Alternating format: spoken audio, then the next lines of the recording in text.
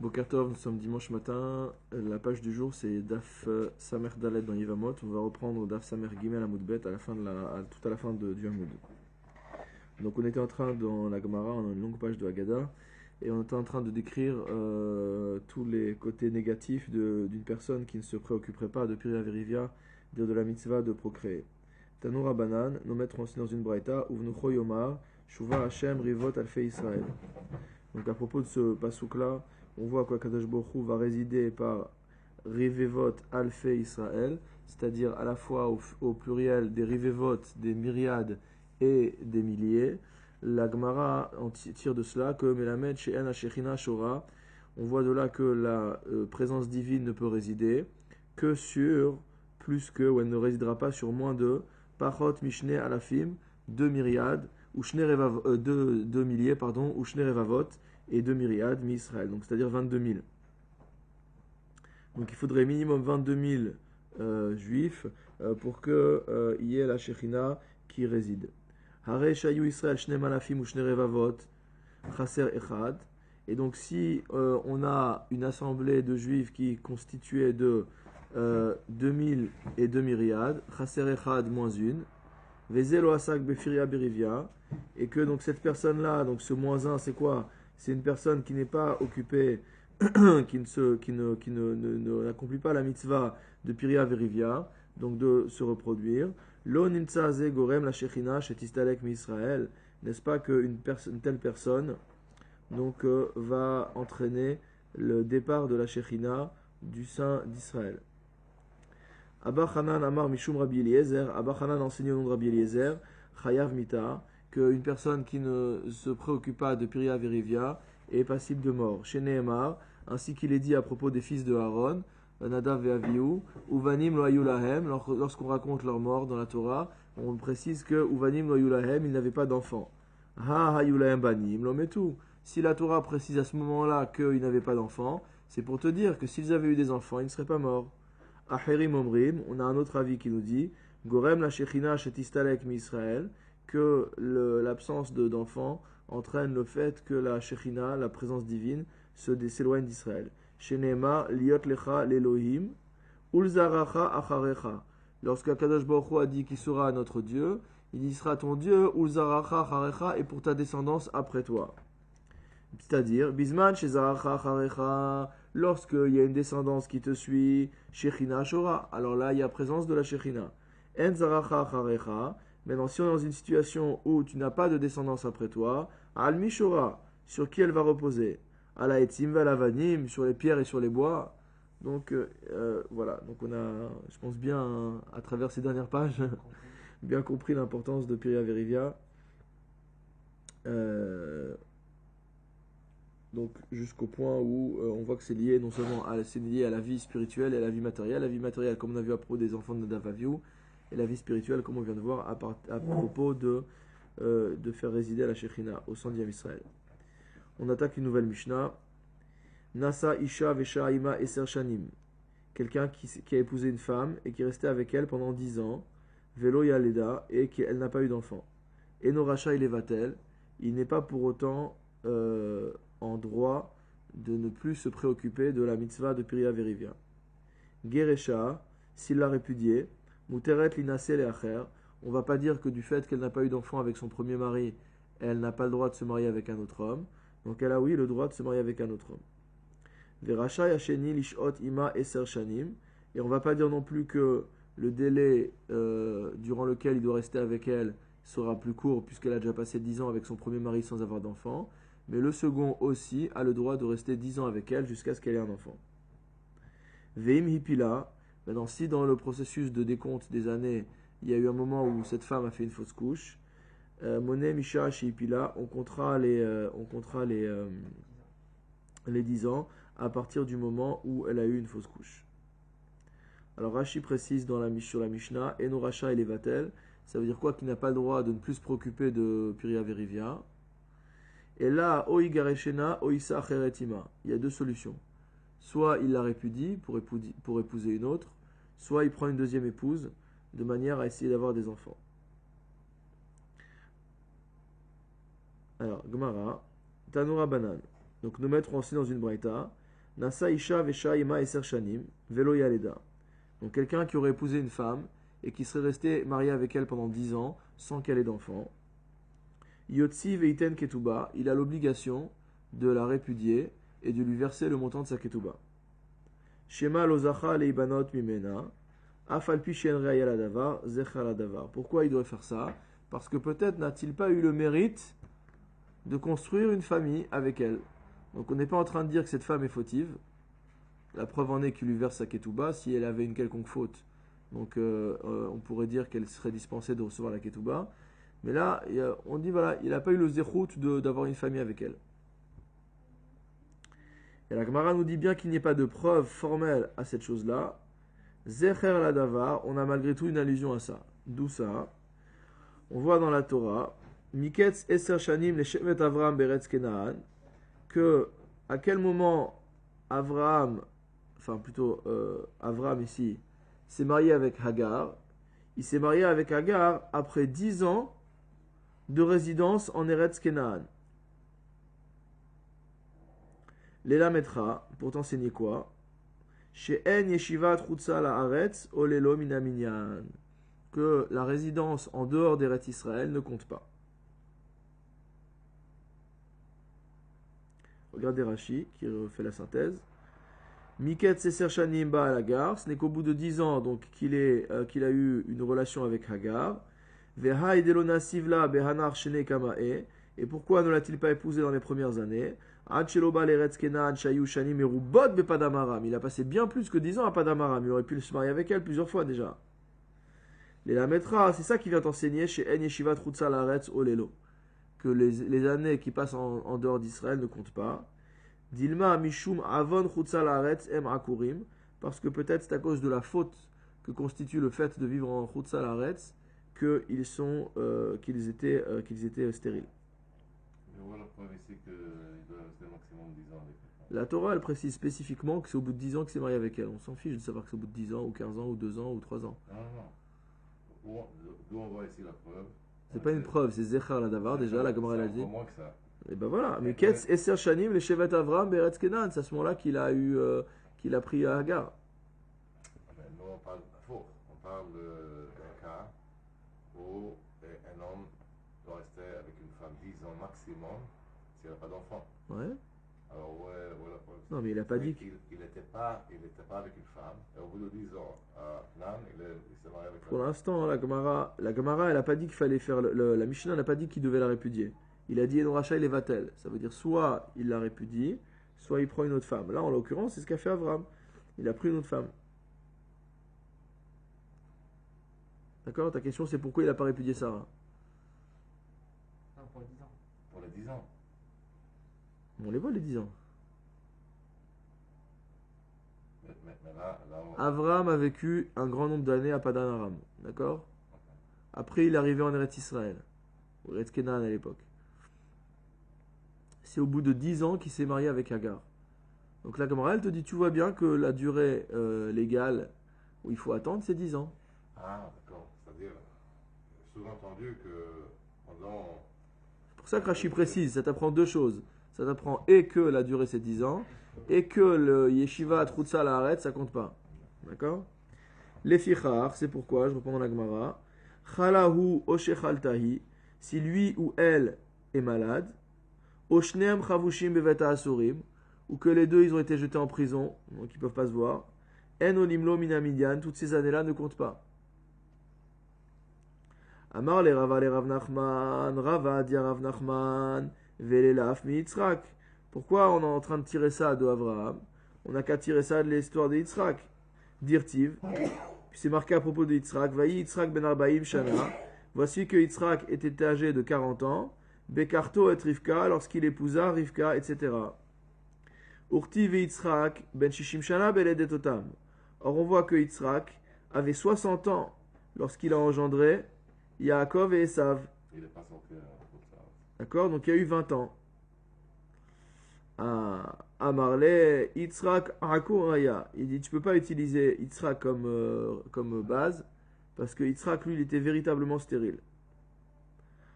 Il répond Yachi Avraham Nami Akuraya. Il dit si tu veux me dire ça, On peut dire également que Abraham lui-même était stérile.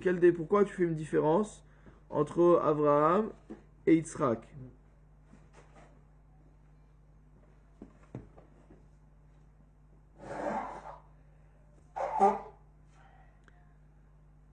Alors, il te répond Ha'u mi ba'ele lichde Rabbi Hiya bar Abba.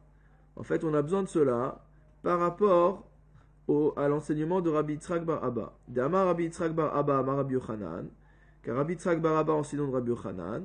Lama nimnu shenotav shel Ishmael. Pourquoi a-t-on fait le décompte des années de Ishmael? Kedel yaches ba'en shenotav shel Yaakov. C'est uniquement pour pouvoir avoir un compte exact de la vie de Yaakov.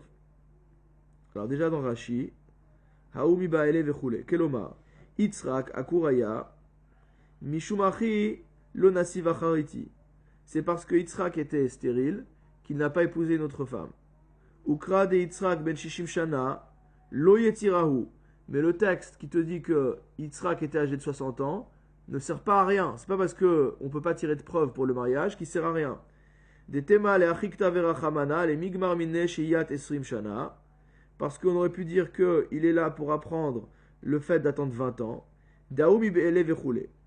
Aval miketz eser shanim de Avraham afalgav de akurava. Mais le texte de... Donc en fait, c'est pas ça qu'on apprend. On utilise ce texte-là pour savoir quelle était la généalogie de Yaakov, d'accord? Et pas pour apprendre qu'il faut attendre 20 ans entre le mariage et, et éventuellement un divorce ou un remariage. Mais par contre, les 10 ans de Avraham, bien qu'il était stérile, il y a le final miné, on peut en tirer quelque chose. Des ilav lidrasha, les maïl cheta ka ashmianan kera miket seser shanim. Parce qu'en fait, dans le cas des seser shanim d'Avraham, il n'y a pas d'autre raison particulière pour laquelle on pourrait tirer des conséquences de ce texte-là. Donc, on ne voit rien d'autre qu'on puisse apprendre. Donc, dans le cas de Yitzhak, on aurait pu dire que c'est 20 ans la durée réglementaire. Mais en fait, ce pasouk, on peut dire qu'il vient pour apprendre autre chose. Tandis que dans le cas de Avraham, on n'a pas d'autre raison d'utiliser ce pasouk-là, et donc on va dire que c'est plutôt 10 ans. Amar Rabbi Yitzhak a enseigné, Yitzhak Avinu Akuraya. On revient sur ce qu'on venait de dire, que Yitzhak Avinu était stérile. Chez Nehemar, ainsi qu'il est dit, Vaye'atar Yitzhak Lashem lenochach ishto. Yitzhak a prié à Dieu, lenochach ishto, face à sa femme. Alishto lo Nehemar, ela lenochach. Le pasouk qui te dit pas qu'il a prié à propos de sa femme, mais il a prié l'enochar, c'est-à-dire en face de sa femme. Mais la met chez Shneem Akurim Ayu, ça t'apprend que les deux étaient stériles. Ihachi, Vayatarlo. Et d'ici que c'est comme ça que lui-même était stérile, il aurait dit Vayatarlo, il aurait dû dire que Vayatarlo, Vayatarlaem Ibaele. La Torah n'aurait pas dû dire que Akadosh Baruch Hu lui a répondu à lui, Yitzhak, mais la Torah aurait dû répondre que la Torah a répondu aux deux, si les deux étaient stériles. Elle a répondu à Yitzhak et à Rivka. Alors en fait c'est ça, il a vraiment répondu aux deux, mais les fiches enodomet filat tzadik ben tzadik, les filat tzadik ben racha. C'est pour nous dire que la tfila d'un tzadik, fils de tzadik, c'est-à-dire la tfila de Yitzhak ben Avraham, il a plus de force que la tfila de Rivka, donc qui elle n'avait pas le mérite d'avoir un père qui soit un tzaddik. Amar Rabbi Yitzhak, mipnema yu avotenu akurim. Maintenant il y a une question de base qui se pose. C'est pour quelle raison nos patriarches étaient stériles. C'est vrai qu'à chaque fois on voit, ils sont tous stériles. Il y a un problème de famille, c'est quoi l'histoire? Mipne shakadosh baruch hu mitave litfilatam shel tzadikim. C'est tout simple. C'est parce que Akadosh Baruch Hu, ça paraît un peu cruel, mais bon, Akadosh Baruch Hu désire la tfila des tzadikim, quelque part, et donc il les met dans une situation où ils ont besoin de prier. Amar Rabbi Yitzhak a enseigné, Lama nimshela tfilatan shel tzadikim ki eter. Tout ça, on retrouve ça dans Rashi sur la paracha là-bas. Pourquoi la tfila des tzadikim et on dit qu'elle ressemble à une fourche. Ma eterze mehaper hatevua bimakom lemakom. De même que cette fourche sert à remuer la paille et à l'amener d'un endroit à un autre. Car tfilatan shel tzadikim et pechet mutav shel Kadosh Baruch Hu. De même, la prière des tzadikim a la capacité à retourner ou à transformer les qualités, motamo, donc les dispositions d'Akadosh Baruch Hu, Mimidat rakzanout, lemidat rachmanout, donc d'une disposition de colère à une disposition de miséricorde. Alors on va voir quelque chose d'encore plus extraordinaire. Amar Rabbi Ami enseignait, Avram et Sarah tumtumim ayu. Ils étaient carrément tumtumim. C'est-à-dire quoi tumtum? Donc vous savez qu'il y a deux catégories un peu bizarres qu'on voit dans la Gemara, dans la Halacha, c'est tumtum et androgynos. D'accord? Donc androgynos, c'est plutôt plus facile à comprendre. Donc c'est généralement considéré comme ce qu'on appelle de manière moderne un ou une hermaphrodite. Tumtum, d'après la Gemara, c'est quelqu'un dont les organes génitaux sont couverts par une membrane. C'est-à-dire on ne sait pas si on sait pas s'il est mâle ou s'il est femelle. Donc ici apparemment, la Gemara nous dit que nos patriarches étaient tumtumim. Chez Nehemar, alors voici la preuve qui va être apportée, ainsi qu'il est dit, alors c'est un passage très célèbre, Habitu el chutzaftem, Habitu el tzur chutzaftem, donc regardez le rocher dont vous avez été extrait, comme on extrait une pierre d'une carrière, ve'el makevet bor nukartem, et regardez également le puits dont vous avez été sorti. Urtiv, et par le pasuk suivant dit, donc tout ça c'est dans le chapitre 51 de prophète Ishaïa, c'est marqué également, juste après, Habitu al Avram avichem vel Sarah techol elechem, regardez donc Abraham votre père et Sarah qui vous a conçu. Alors qu'est-ce qu'on voit ici qu'est-ce qu'on voit comme preuve ici? C'est sur Chutzaftem et Nukartem. Donc Rashi explique, c'est quoi Chutzaftem? Naase lo zachut, c'est que motamo il n'avait pas d'organes génitaux masculins et on lui en a fait. Nukartem, il s'agit au contraire de creuser. Naase lo nakvut, kemo ani kariti veshatiti maim. Donc on lui a creusé, on lui a constitué donc un utérus de manière qu'elle puisse avoir des enfants. Donc Rav Nachman a enseigné au nom de Rabba Baravua, Mara Nachman Amara Baravua, Sarah Imenu Ailonit Aïta. Donc on a vu beaucoup de cas de Ailonit dans la Gemara avant ça. Donc Ailonit, on dit que c'est une femme qui est un peu, on va dire, masculine et qui n'a pas de caractère féminin secondaire développé et qui est stérile. Chez Nehemar, Vatei Sarai Akara En La Valad, ainsi qu'il a été dit que Sarai était stérile et n'avait pas d'enfant. Ça veut dire quoi En La Valad? La Gemara dit Afilu Bet Valad En La. Dire elle n'avait même pas d'utérus.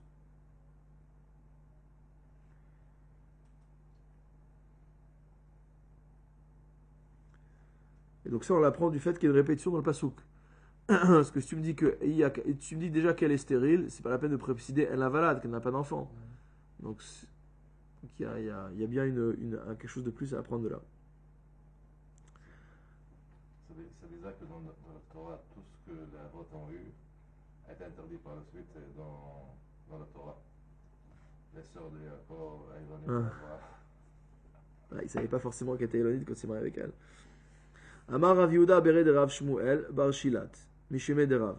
Donc Rav Yehuda, fils de Rav Shmuel Bar Shilat, a enseigné au nom de Rav. Lo shanu ela badorot harishonim. Cette histoire de 10 ans, c'est que pour les premières générations. Sheshnotehem erubot, parce qu'ils vivaient très longtemps, donc ils pouvaient se permettre de rester 10 ans avec une femme sans enfant, c'est pas grave. Aval badorot acharonim, sheshnotehem muatot. Mais de nos jours où la vie est plus courte, shteshanim ou mechetza, 2 ans et demi. Si au bout de 2 ans et demi, elle n'a pas eu d'enfant, il prend une autre femme où il la répudie.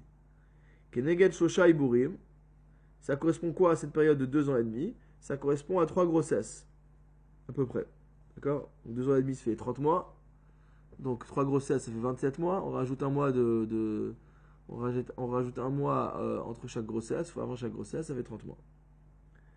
Rabba Amar, Rav Nachman. Rabba enseigne de Rav Nachman. Shalosh Shanim, c'est 3 ans.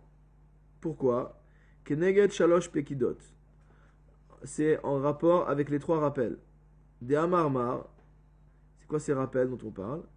Car on a enseigné Berosh Hashanah Nifkedu Sarah Rachel Vechana, que le jour de Rosh Hashanah, c'est le jour où Motamo Akadosh Baruch Hu s'est souvenu de ces 3 femmes. Donc Sarah, Rachel et Chana, c'est-à-dire qu'il s'est souvenu au sens où il a décidé qu'elles auraient un enfant. Amaraba, L'etnehu le aneklale. Rabat, il dit, mais non, toutes ces règles-là, là, 2 ans et demi, 3 ans, etc., ça n'existe pas. On n'a jamais vu tout ça. Mikde matnitin mantaken. Rabbi, on m'a fait remarquer qu'aujourd'hui, c'est le Yartzeit de Rabbi Yehuda Hanassi. Je ne sais pas si lui-même il aurait compris le mot Yartzeit, mais il ne parlait pas allemand probablement. Alors, Mikde matnitin mantaken. Alors, il dit, qui c'est qui a établi cette Mishnah? C'est Rabbi. Vehabime David, Im'oud Shene. Et ça date de quand le fait que les années se soient réduites par rapport à l'époque biblique? C'est à l'époque de David Ameler. Dirtiv, comme c'est marqué dans les Teilim, Yeme Shenotenu Baem Shivaim Shana, que les jours de nos années sont de 70 ans, c'est-à-dire le temps moyen de vie, l'espérance de vie moyenne, c'est 70 ans. Donc quand Rabbi Yehuda Hanassi il écrit la Mishnah, on est bien longtemps après David Ameler. Donc il ne va pas nous donner une règle qui correspond à l'époque de Mathusalem. Vehai shema lo zacha leibanot mimena. Vedilma de la zachia. Et il dit, attends, c'est un féministe, Rabbi Yehuda Hanassi, c'est pas possible. Pourquoi il dit peut-être, lui, il n'a pas eu le... pour la Gemara, en tout cas, quand il dit, pourquoi lui, il n'a pas eu le mérite de construire une maison? On dit, pourquoi? Pourquoi elle peut se marier après? Parce que peut-être il n'a pas eu le mérite de construire avec elle. Il dit, peut-être c'est elle qui n'a pas eu le mérite de construire avec lui. Alors la Gemara, elle répond, Ihi kevan de lami pakda piria verivia lo mirancha. On va pas punir la femme en ne lui permettant pas d'avoir d'enfants, alors que elle, c'est pas une mitzvah pour elle. Donc la mitzvah de Piria Verivia, Deoraita, elle n'incombe qu'au mari, elle n'incombe qu'à l'homme. Parce qu'il y a marqué Perou, vous, Vekifshua, Ukshurat, Vekifshua. D'accord? C'est mis en rapport, on l'a déjà vu antérieurement. C'est-à-dire que la mitzvah de Piria Verivia, elle est dans le même passou que la conquête de la terre, la conquête du monde. Et on a dit que celui qui a l'habitude de sortir pour faire la conquête, c'est lui qui a la mitzvah. Et celui qui n'a pas l'habitude de sortir pour faire la conquête n'a pas la mitzvah. Donc on apprend de là que l'homme a la mitzvah de Piria Verivia et la femme n'a pas la mitzvah de Piria Verivia. Bon, Tosfot pose comme pouce. Alors la Gemara elle dit Ini, est-ce que vraiment c'est comme ça? Veha amrou les Rabbanan les Rabbi Abba bar Zavda. Pourtant on voit que les Chachamim ont dit à Rabbi Abba bar Zavda Nesev iteta veolet bene, ils lui ont dit épouse une femme et fais-lui des enfants. Amarlehu izechai havuli mikamaita. En fait, c'est quoi l'histoire? C'est que lui, il n'avait pas eu d'enfant avant. Alors, il lui dit si j'avais été Zakai, moi, disons que c'est le problème de l'homme, il dit si j'avais été, si j'avais eu du Zechut, j'en aurais eu avec mes précédentes femmes. La première. Pourquoi ici, je vais pas, pourquoi plus j'aurais avec cette femme-là qu'avant, j'en ai pas eu. Donc, on voit de là que d'après ce maître-là, il pense que c'est uniquement le fait que l'homme soit méritant ou pas, qui fait qu'on ait des enfants ou pas. Alors la Gemara elle répond Hatam dachui kamatrele ou les rabanan. C'est pas une vraie réponse de halacha, il a utilisé ça juste pour les repousser parce qu'il voulait pas se marier. De Rabbi Abba bar Zavda yankar mi pirka de Ravuna. Pourquoi Rabbi Abda bar Zavda il n'avait pas d'enfant? Yankar mi pirka de Ravuna. Il est devenu stérile à cause des shiurim de Ravuna. Et Rav Gidel aussi, Yankar mi pirke de Ravuna, la même chose. Rabbi Chelbo, Yankar mi pirke de Ravuna. Rav Shechet, Yankar mi pirke de Ravuna. Donc je ne sais pas si on a déjà vu ça, on l'a vu dans Rashi en tout cas précédemment. C'est qu'en fait Ravuna faisait des leçons qui étaient très longues et ne permettait pas aux Talmidim de sortir. Et donc comme les Talmidim ne pouvaient pas sortir, ils devaient se retenir d'aller aux toilettes. Et d'après la manière dont la Gemara voit les choses, on considère que le fait de se retenir d'aller aux toilettes, après ça rend stérile. Et que donc c'est pour ça que ces hommes-là n'ont pas pu avoir d'enfants. Ravacha bar Yaakov achadte susrinta.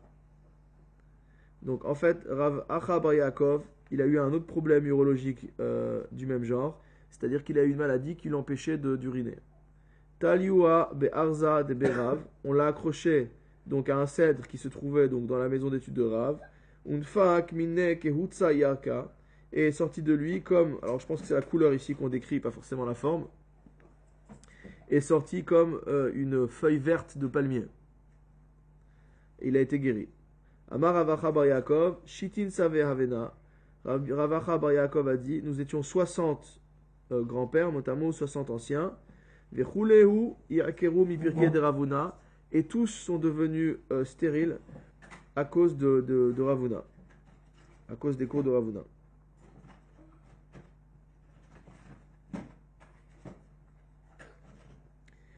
Les Var Me'ana, à l'exclusion de moi-même, des kaimi benafshai, parce que moi j'ai appliqué à moi-même, à chokma, pardon, à chokma techayed baalea. Ça veut dire la sagesse fera vivre, donc c'est son propriétaire. Ça veut dire que lui, il a utilisé cette chose-là pour pouvoir se guérir. C'est comme ça qu'il a été sauvé. Geresha muteret vechule. Alors on avait vu dans la Mishnah que si la femme a été répudiée après 10 ans de mariage sans enfant, elle a le droit de se marier avec un autre homme. Sheni in, shlishilo, il dit elle peut se marier avec un deuxième homme et attendre 10 ans, mais une troisième fois, ça non. Matnitin mani, qui est l'auteur de notre Mishnah, Rabbihi, c'est Rabbi Yehuda Hanassi, l'auteur de la Mishnah, Netanya, car on a enseigné dans une braïta, Mala Rishon Umet, si on a fait la circoncision à un premier fils et qu'il meurt. Met Sheni Umet, qu'on a fait la circoncision à un deuxième garçon, il meurt. Shlishi Lotamoul, on dit à la mère, le troisième, tu ne dois pas le circoncire. D'accord? Pourquoi? Parce que les deux premiers qui sont morts ont constitué une chazaka. On a une présomption maintenant que, bon, en fait, la raison en général dans ce cas-là, c'est l'hémophilie, d'accord?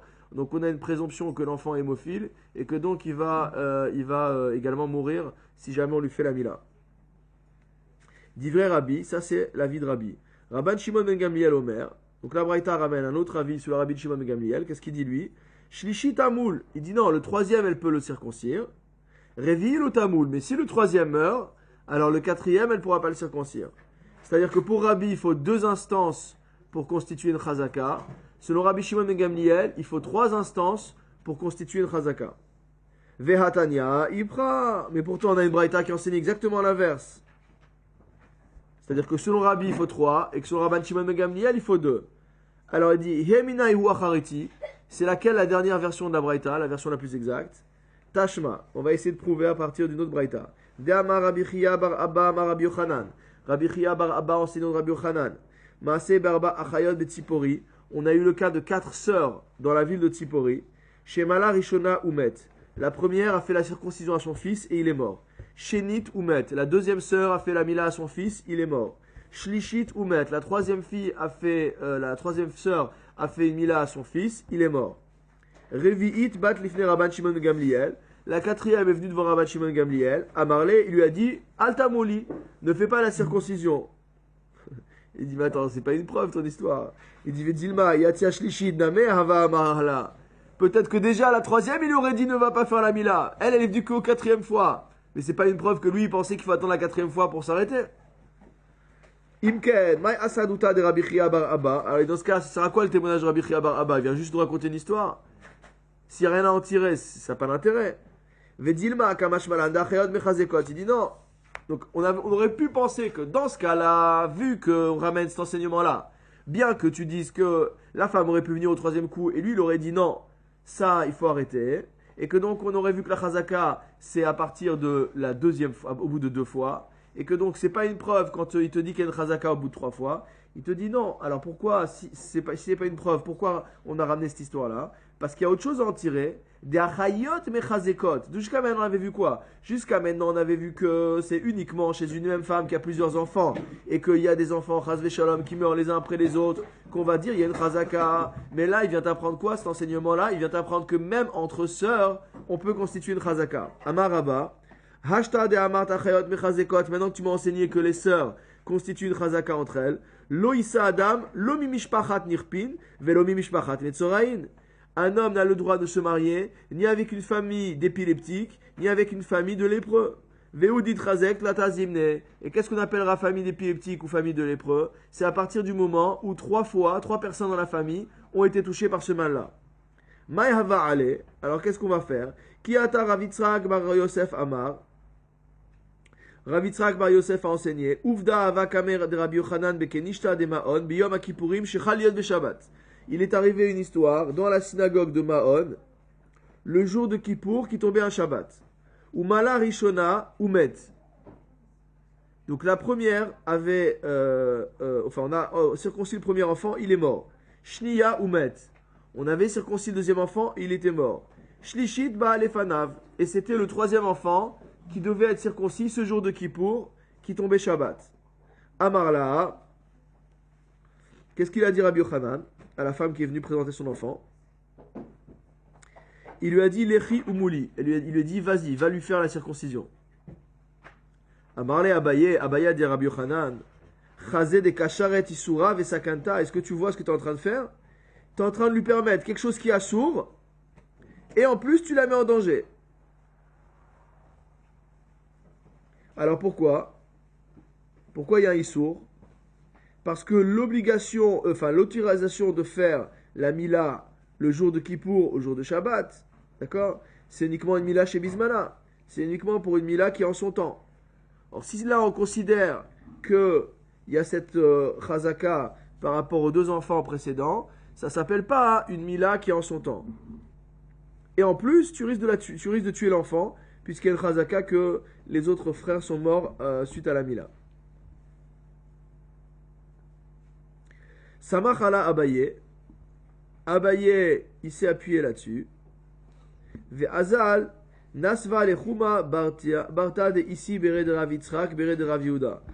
Donc quand Abaye il a vu malgré tout que Rabbi Yochanan il marchait comme ça, il a dit on peut s'appuyer là-dessus. Et lui il s'est marié avec qui?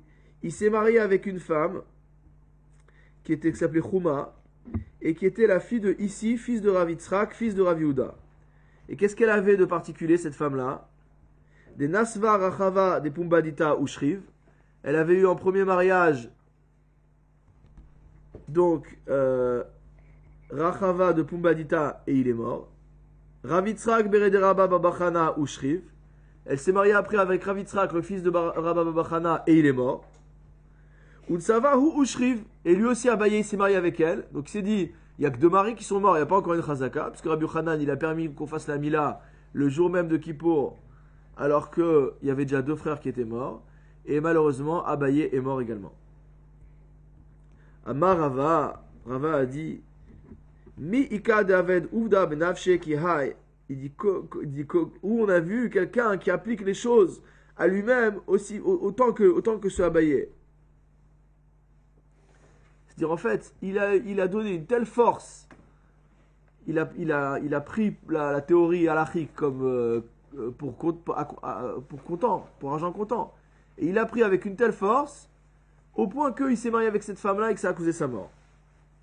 Vea Ihud Amar, et pourtant c'est lui qui a dit Avin de Samcha, que les enseignements qu'on a reçus de Avin, on peut s'appuyer dessus. Yitzhak Sumaka, Lav Bar Samcha. Mais les enseignements de Yitzhak le rouge, motamo, Lav Bar Samcha, on ne peut pas s'appuyer dessus. Avin Yeshno Bechazara. C'est quoi la raison? C'est que Avin Yeshno Bechazara. Ça veut dire que Avin, il y a plusieurs explications sur Yeshno Bechazara, je vais donner une explication. C'est qu'il était présent en permanence devant Rabbi Yochanan. Et lorsque si Rabbi Yochanan y changeait d'avis, il était au courant. Tandis que Yitzhak Sumaka Eno Bechazara. Yitzhak Sumaka, il était parfois devant Rabbi Yochanan, mais il n'était pas là tout le temps. Donc il pouvait entendre un enseignement de Rabbi Yochanan un jour, mais les Chachamim ça change d'avis. Mais il n'entendait pas le jour où il avait changé d'avis. Veod, et encore. Emar di Pilgi le Inyan Mila. Peut-être tu peux dire qu'ils sont en discussion en ce qui concerne la Mila. Benissouin mi Pilgi. Qui t'a dit qu'ils sont en discussion concernant le mariage? Alors la Gemara elle te dit oui, ils sont également en discussion sur le mariage. Vehatania, et on a une braïta qui nous enseigne, Niset la rishon umet, si elle s'est mariée avec un premier homme et il est mort. La sheni umet, avec un 2e homme et il est mort. La shlishi lotinase, elle n'a pas le droit de se marier avec le 3e. Dit vrai Rabbi, ça c'est la vie de Rabbi Yehuda Anassi. Rabban Shimon ben Gamliel Omer, la shlishi tinase. Rabban Shimon ben Gamliel il dit, donc comme il a fait Abaye, il dit peut se marier avec le 3e. La revi lotinase, c'est au niveau du 4e qu'il n'a plus le droit de se marier. Enfin, qu'elle n'a plus le droit de se marier. Bishlama gabe mila. Ça va bien concernant la mila. Ika mishpacha de rafedama, veka mishpacha de kamet dama. Je comprends que la discussion ait lieu en ce qui concerne la mila, puisqu'il y a des familles, motamo, où le sang est liquide, et des familles où le sang y coagule. Il y a des familles qui ont malheureusement les gènes de l'hémophilie, et il y en a qui n'ont pas l'hémophilie. Et la nisouin, maïtama, mais pour le mariage, qu'est-ce que tu peux dire d'autre? Qu'est-ce que tu peux dire comme raison? Amar le Rav Mordechai le Ravashi. Rav Mordechai a dit à Ravashi, Hachi amar Avimi me Hagronia misheme de Ravuna. Voici ce qu'a enseigné Avimi de Hagronia au nom de Ravuna. Mayan Gorem. Mayan Gorem, ça veut dire motamo, c'est la source qui entraîne le problème. C'est-à-dire c'est la femme elle-même. Ravashi Amar, et Ravashi dit non, c'est pas à cause de la femme, c'est pas à cause de la source, c'est pas à cause de la famille. Il dit c'est à cause de Mazal, à cause de du Mazal, de la chance, motamo. Maï Benaihu, qu'est-ce qui sépare ces deux avis? Ika Benaihu de Erasa Umit. Il y a entre ces deux-là, qu'est-ce qui les sépare? Il y a le cas de celui qui s'est fiancé avec une femme et il est mort.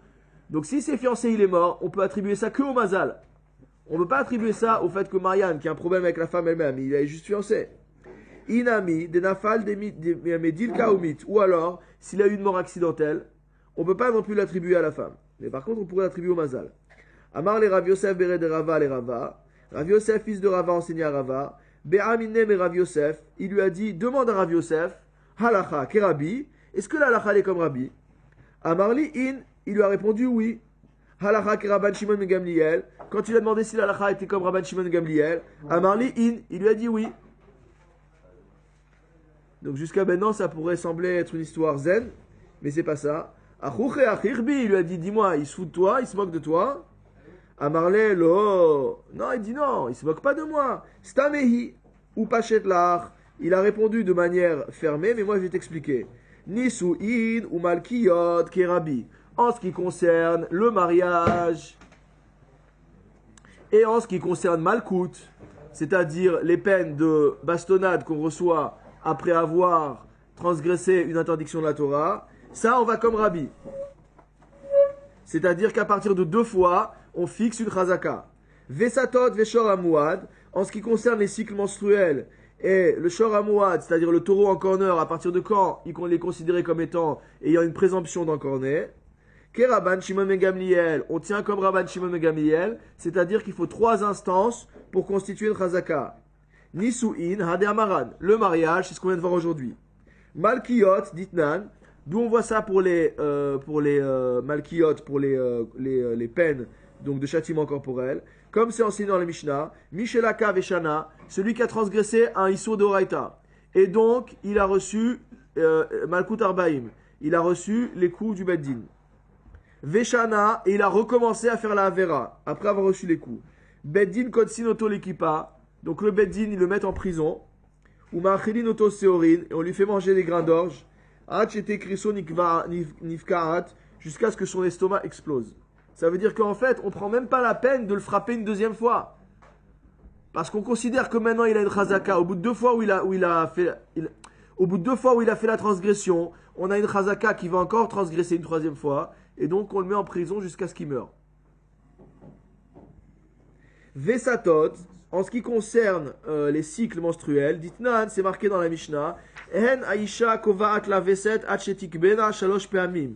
Une femme ne fixe un V7, c'est-à-dire un moment régulier auquel elle a l'habitude d'avoir ses règles, shalosh peamim, qu'au bout de 3 fois.